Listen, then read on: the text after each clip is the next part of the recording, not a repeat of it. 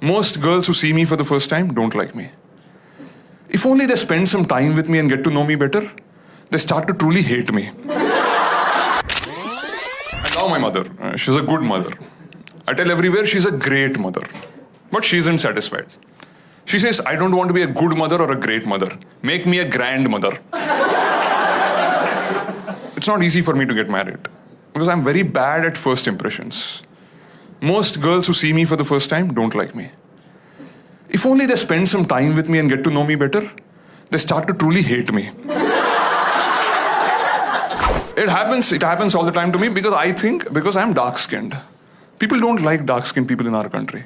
Forget others, my own parents. Like when I was born in the hospital, looking at me, their first reaction was, Ayyo.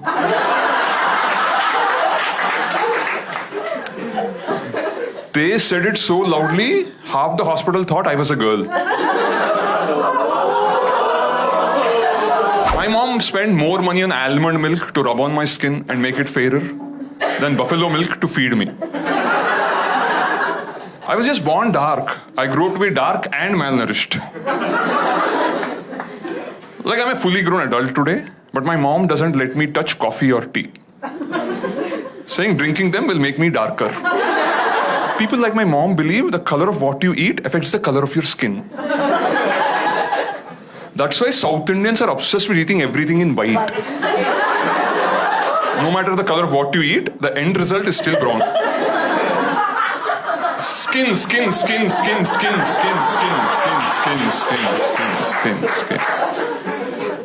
But I can understand my parents' disappointment because in my family we have both genes. Because my grandfather was dark and rich.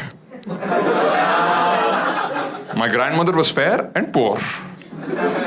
Now I am dark and poor.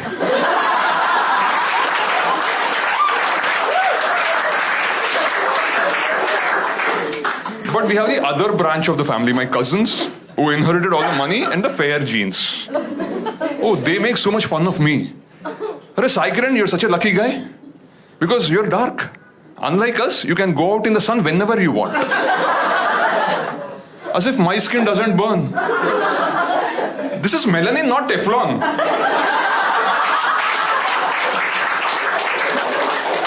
These fair-skinned morons think that if a cow stays in the sun for too long, it becomes a buffalo. But forget animals. Even gods cannot escape this discrimination in our country. You all know Lord Krishna. Krishna means dark. He is described in the Mahabharata as Neela Megha Shyama, which means as dark as the rain-filled cloud. Then why the hell do they show him everywhere to be sky blue in color? Like how colorblind do you have to be to confuse the color of the cloud with the color of the sky? That's why we can't predict rains in this country properly. If you remember TV Mahabharata, Lord Krishna was played by Nitish Bharadwaj, who was super fair. That's like Leonardo DiCaprio playing Nelson Mandela. Because we can't accept a hero can be dark-skinned. Why? We are just dark, not shady. I don't think Lord Krishna was really a thief. No. He was just the darkest child in Vrindavan. And everybody accused him only. Because all the stuff that was getting stolen were white eatables. But at least ancient India was a progressive time.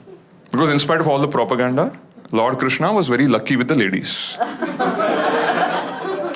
Not something I can claim to be. I recently read a report by .com. According to it, 71% of Indian women want their husbands to be fair-skinned. The rest 29% don't care about skin color, as long as the guy is rich. So in this country, to whitewash brown skin, you need black money.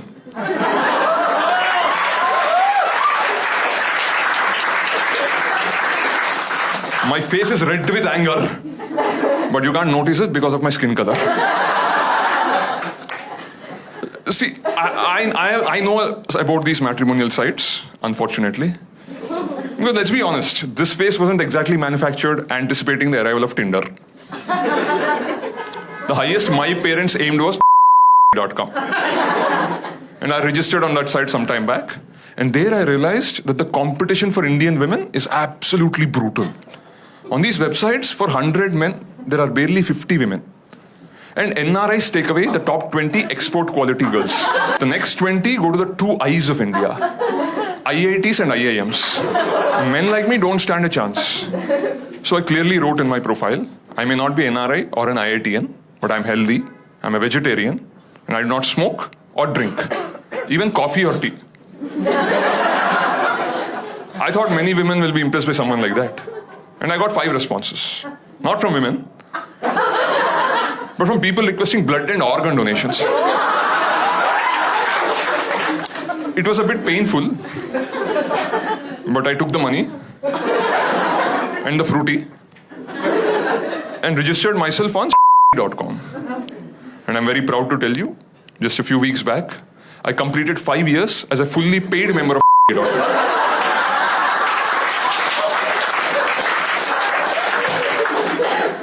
Apparently, I'm the first person in the country to reach this milestone. So they sent me a congratulatory email. After 5 years on .com, most men get into a committed relationship or commit suicide. So as a special gesture towards me, they gave me a free upgrade to the fresh faces section of second.com. And there on that website, I saw all these familiar girls who 5 years ago rejected me, got married, had kids, got divorced, and again on this website, again rejecting me. Deja vu! They say I'm incompatible with their kids. If you agreed 5 years ago, that would have been my kid. I'm a manglik. Yeah. So before I can marry a girl, I have to marry a tree. Now the only thing more difficult than finding a girl these days is finding a tree. But you may say, but there are so many trees around, you can just marry it. It's not that simple. There are caste issues. I cannot just marry any creeper or croton. Like if you're a Marwadi, you have to marry a money plant.